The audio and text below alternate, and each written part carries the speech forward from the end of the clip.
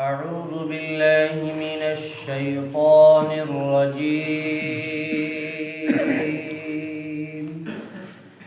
پناہ مانگتا ہوں اللہ تبارک و تعالی سے شیطان مردود کی۔ بسم اللہ الرحمن الرحیم۔ شروع اللہ کے نام سے جو بڑا مہربان نہایت رحم کرنے والا ہے۔ فی الدنیا والآخرہ وَيَسْأَلُونَكَ عَنِ الْيَتَامَى قُلْ إِصْلَاحٌ لَهُمْ خَيْرٌ۔ اور دنیا کے معاملات میں اور آخرت کے معاملات میں اور لوگ آپ سے پوچھتے ہیں یتیموں کے بارے میں، آپ کہہ دیجئے کہ بھلا کرنا ان کے لیے، ان کے حق میں تمہارے لیے کار خیر ہے۔ وَإِن تُخَالِطُوهُمْ فَإِخْوَانُكُمْ وَاللَّهُ يَعْلَمُ الْمُفْسِدَ مِنَ الْمُصْلِحِ۔ اور اگر تم ان سے بھائی چارگی کرو تو یہ تمہارے بھائی ہیں، اور اللہ تبارک و تعالی فساد کرنے والے کو بھی جانتا ہے اور اصلاح کا معاملہ کرنے والے کو بھی جانتے ہیں۔ وَلَوْ شَاءَ اللَّهُ لَعَنَتَكُمْ إِنَّ اللَّهَ عَزِيزٌ حَكِيمٌ۔ اور اگر اللہ تبارک و تعالی چاہتے تو تمہارے اوپر تنگ دستی کرتے، بے شک اللہ تبارک و تعالی زبردست حکمت والے ہیں۔ وَلَا تَنكِحُوا الْمُشْرِكَاتِ حَتَّى يُؤْمِنَّ۔ اور مشرکہ عورتیں سے نکاح مت کرو یہاں تک کہ وہ ایمان لے آئے۔ وَلَأَمَةٌ مُؤْمِنَةٌ خَيْرٌ مِّن مُّشْرِكَةٍ وَلَوْ أَعْجَبَتْكُمْ۔ اور مومنہ باندی بہتر ہے مشرکہ عورت سے اگرچہ مشرکہ عورت تمہیں بھلی معلوم ہو، خوبصورت معلوم ہو۔ وَلَا تُنكِحُوا الْمُشْرِكِينَ حَتَّى يُؤْمِنُوا۔ اور نہ نکاح کرو مشرکین مرد سے یہاں تک کہ وہ ایمان لے آوے۔ وَلَعَبْدٌ مُؤْمِنٌ خَيْرٌ مِّن مُّشْرِكٍ وَلَوْ أَعْجَبَكُمْ۔ اور مومن غلام بہتر ہے مشرک مرد سے اگرچہ وہ تمہیں دیکھنے میں بھلا معلوم ہو۔ أولئك يدعون إلى النار۔ وہی لوگ ہیں جو جہنم کی طرف بلاتے ہیں۔ واللہ يدعو إلى الجنة والمغفرة بإذنه۔ اور اللہ تبارک و تعالی اپنے حکم سے جنت اور مغفرت کی طرف بلاتا ہے۔ وَيُبَيِّنُ آيَاتِهِ لِلنَّاسِ لَعَلَّهُمْ يَتَذَكَّرُونَ۔ اور اللہ تبارک و تعالی اپنی نشانیوں کو لوگوں کے لیے کھول کھول کر بیان کرتا ہے تاکہ وہ لوگ اس میں غور و فکر کریں۔ 2 آیت کریمہ کی تلاوت ہوئی۔ درس قرآن کے اندر یہ دوسرا پارہ چل رہا ہے اور 2 آیت کریمہ پڑھی گئی، اور الحمدللہ ابھی جو آیت کریمہ ہر ہفتے تلاوت ہو رہی ہے یہ بہت ہی حکمت والی آیتیں ہیں، احکام کی آیتیں ہیں، اسے غور سے سننے کی ضرورت ہے۔ پچھلے ہفتے میں بھی جن لوگوں نے شرکت کی ہوگی، بیٹھے ہوں گے، ان کو معلوم ہوگا کہ پچھلی جو آیتیں گزری تھی اس میں اللہ تبارک و تعالیٰ نے شراب کے بارے میں کہا تھا کہ شراب جو ہے کہاں تک درست ہے اور کیسے کیسے اللہ نے ان کو حرام قرار دیا، یعنی ایک مرحلہ نہیں بلکہ 3 آیت کریمہ اللہ تبارک و تعالیٰ نے اتاری، اس کے بعد شراب کو جو ہے مکمل طریقے سے حرام کیا گیا، جس کا بیان گزشتہ ہفتے میں آ چکا ہے۔ ابھی جو آیت کریمہ پڑھی گئی، اس آیت کریمہ کے اندر اللہ تبارک و تعالیٰ نے آج کی جو 2 آیتیں ہیں، 2 اہم حکم جو اس کے اندر ہے۔ پہلا حکم جو ہے یتیموں کے بارے میں، اور دوسرا حکم جو ہے نکاح کے بارے میں ہے کہ نکاح کیسی عورتوں سے کی جائے۔ تو دنیا کا معاملہ ہو یا آخرت کا معاملہ ہو، آدمی اس حساب سے زندگی گزارے کہ دنیاوی معاملات کے اندر میں بھی اور اخروی معاملات کے اندر میں بھی ہماری طرف سے کسی طرح کی کمی بیشی نہ آوے، جس کے لیے اللہ تبارک و تعالیٰ کے نزدیک ہم سے جو ہے مواخذہ ہو جائے، پوچھ ہو جائے، اللہ تعالیٰ ہم سے پوچھ کر لے۔ اس لیے دنیاوی معاملات کو بھی اچھے سے گزارنا ہے، اخروی معاملات کو بھی اچھے سے گزارنا ہے۔ یتیموں کے بارے میں آپ سے لوگ سوال کرتے ہیں۔ دراصل سوال کرنے کا مقصد یہ تھا کہ ایک آیت کریمہ ہے، ان الذین یأکلون اموال الیتامی ظلما انما یأکلون فی بطونہم نارا۔ اس آیت کریمہ کے اندر جب نازل ہوئی تو اس کے اندر یہ احکام نازل ہوا کہ جو لوگ یتیموں کا مال ظلماً کھاتے ہیں، ناحق کھاتے ہیں، وہ گویا ایسا ہے جو اپنے پیٹ میں آگ کو بھر رہے، فی بطونہم نارا، اپنے پیٹ میں جہنم کی آگوں کو بھر رہے ہیں۔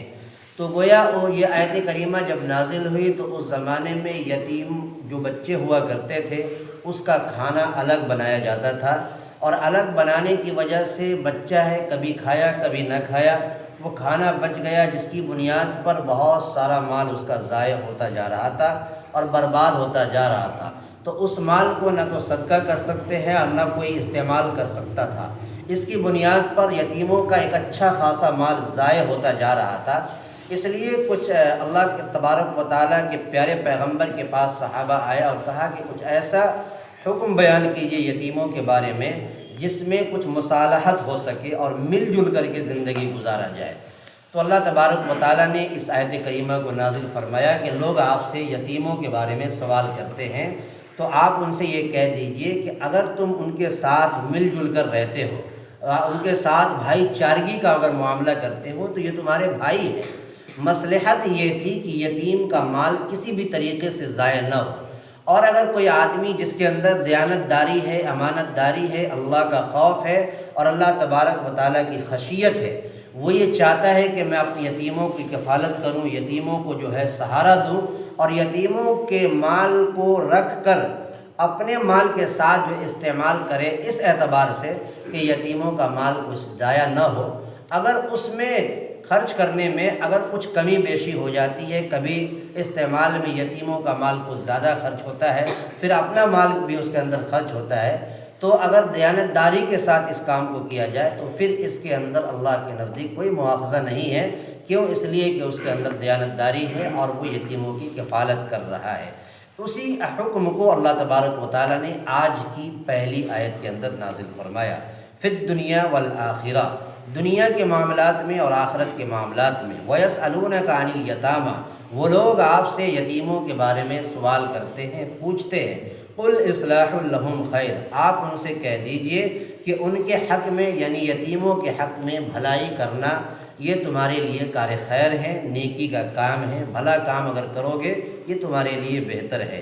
وَإِن تُخَالِطُوهُمْ، اگر تم اس کے ساتھ مل جل کر رہو، یعنی ان کے مال کو اپنے مال کے ساتھ ملا کر جو کھانا بناؤ اور ان کے اخراجات کو اگر برداشت کرو، فَإِخْوَانُكُمْ، تو یہ تمہارے بھائی ہے، دینی بھائی ہے، لہذا تم اس کے ساتھ اگر ایسا کرتے ہو تو تمہارے لیے جو ہے شریعت جو ہے یہ بات کا حکم دیتی ہے کہ تم مل جل کر کے ساتھ اس کے ساتھ زندگی گزارو۔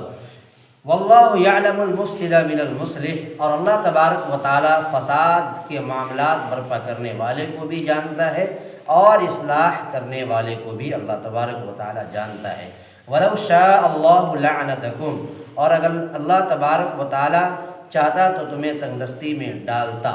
ان اللہ عزیز حکیم، بلا شبہ اللہ تبارک و تعالیٰ زبردست حکمت والے ہیں۔ اللہ کا کوئی کام جو ہوتا ہے وہ حکمت سے پر ہوتا ہے، اس کے اندر جو ہے حکمت اللہ تبارک و تعالیٰ کی لاگو ہوتی ہے۔ آج کی دوسری آیت کریمہ، اس آیت کریمہ کے اندر اللہ تبارک و تعالیٰ ایک خاص حکم یہ بیان کرنا چاہتے ہیں کہ روئے زمین پر اگر کوئی شخص ہے جو ایمان والا بندہ ہے تو ایمان والے کی اہمیت کو بتانا مقصد ہے کہ جس کا عقیدہ درست ہے، جس کا ایمان اللہ پر ہے، جس کا ایمان رسول اللہ پر ہے، جس کا ایمان صحابہ پر ہے، تو ان تمام چیزوں میں برابری اور تفاوت برابری ہونی چاہیے۔ تو اس لیے کہا کہ تم میں کا کوئی ایسا آدمی اگر یہ چاہتا ہے کہ ہم مشرکہ عورتیں جو خوبصورتی میں بھی اچھی ہے اور مالداری میں بھی اچھی ہے، ہر اعتبار سے اچھی ہے، لہذا ہم اس سے نکاح کر لیں، تو یہ نکاح کرنا اس کے لیے جو ہے درست نہیں ہوگا۔ یہ قرآن نے سختی سے منع کیا ہے، گرچہ تمہیں بھلی لگے۔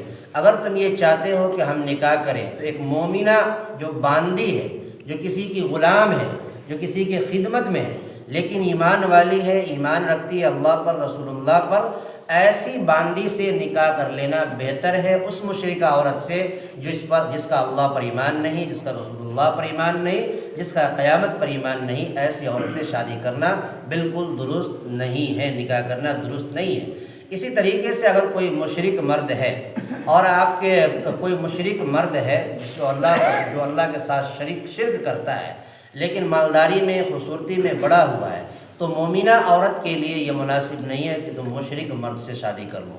اس لیے اگر کوئی غلام مومن ہے، یعنی مومن بندہ ہے جو غلام ہے، کسی کی غلامیت کے اندر ہے لیکن وہ ایمان والا ہے، تو ایمان والی عورتیں کے لیے مناسب ہے کہ تم اس سے شادی کر لو، غلام سے شادی کر لو، مومن غلام سے شادی کر لو۔ اس سے بہتر ہے کہ تم مشرک مرد کو جو ہے ترجیح دو اپنے نکاح کے اندر، گرچہ وہ تمہیں ہر اعتبار سے بھلا معلوم ہو۔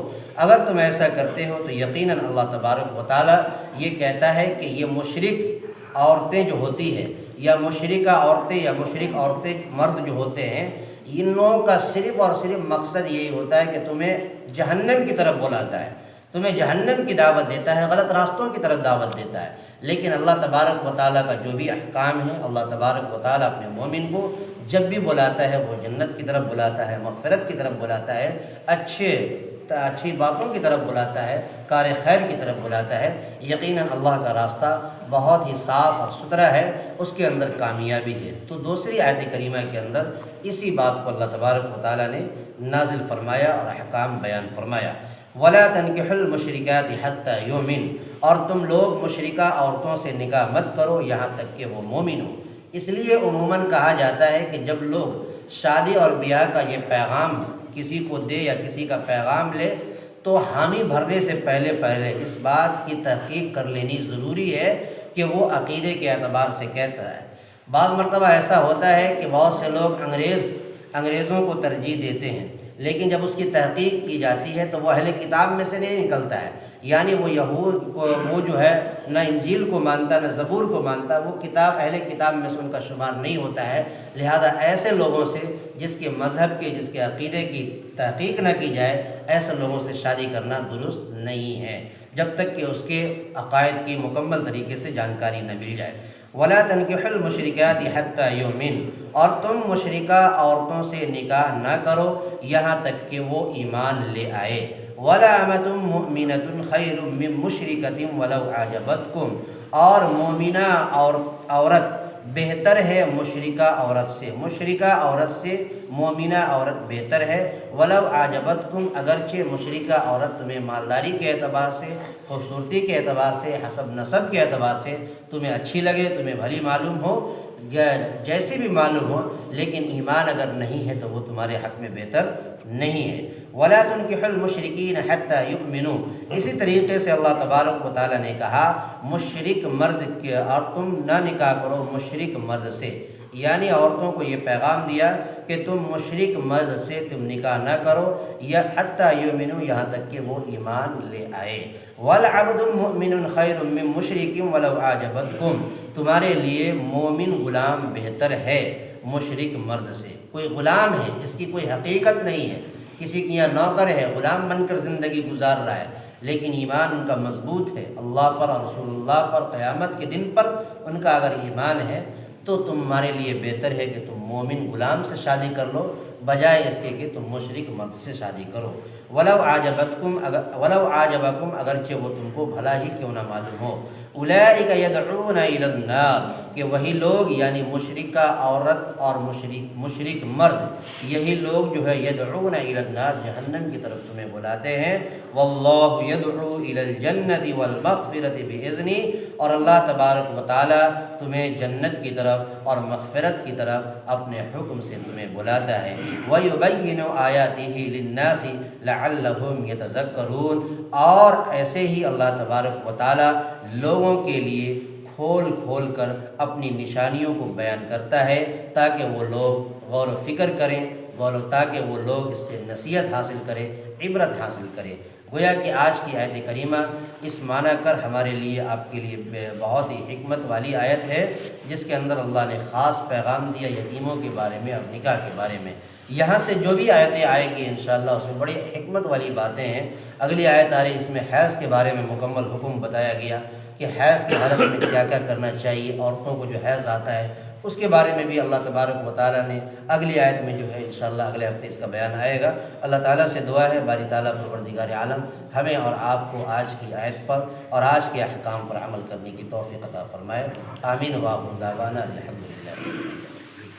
اللهم صل على سيدنا شفيعنا حبيبنا نبينا كريمنا مولانا محمد وبارك وسلم۔ اللهم ربنا آتنا في الدنيا حسنة وفي الآخرة حسنة وقنا عذاب النار۔ یا الہ العالمین رب کریم مولا کریم پروردگار عالم، اے اللہ رحم کا، کرم کا، عافیت کا، درگزر کا معاملہ فرما۔ اے اللہ ہم سبوں کو اے اللہ اپنے نیک بندوں میں شامل فرما۔ اے اللہ آج کے درس قرآن اور آج کے قرآنی احکامات کو پڑھا گیا، سنا گیا، اے اللہ جو بھی کمی خطائیاں غلطیاں ہو گئی ہیں اللہ اپنے فضل سے معاف فرما۔ اے اللہ جو صحیح صحیح بات کہی گئی ہے اللہ ہم سب کو اس پر عمل کرنے کی توفیق اور رحمت فرما۔ اے اللہ تا دم حیات ہم سبوں کو قرآن کی محبت عطا فرما، قرآن کی عظمت سینوں میں محفوظ فرما۔ اے اللہ قرآنی احکامات اور قرآنی فرمودات پر ہمیشہ ہم سبوں کو چلنے کی توفیق اور رحمت فرما۔ مولا کریم آج کے درس قرآن کی میں اور درس قرآنی مجلس کے اندر جتنے بھی احباب نے شرکت کی مولا تمام کو اپنے دین کے لیے قبول فرما۔ اے اللہ آج کے درس قرآن کو ہم سبوں کے لیے نجات کا ذریعہ بنا۔ مولا ہماری دعاؤں کو اپنے حبیب پاک صلی اللہ علیہ وسلم کے صدقے طفیل مقبول عطا فرما۔ ربنا تقبل منا انك انت السميع العليم وتب علينا انك انت التواب الرحيم۔ صلی اللہ تعالی علی خیر خلق محمد وعلى آلہ واصحابہ اجمعین برحمتک یا ارحم الراحمین والحمد للہ۔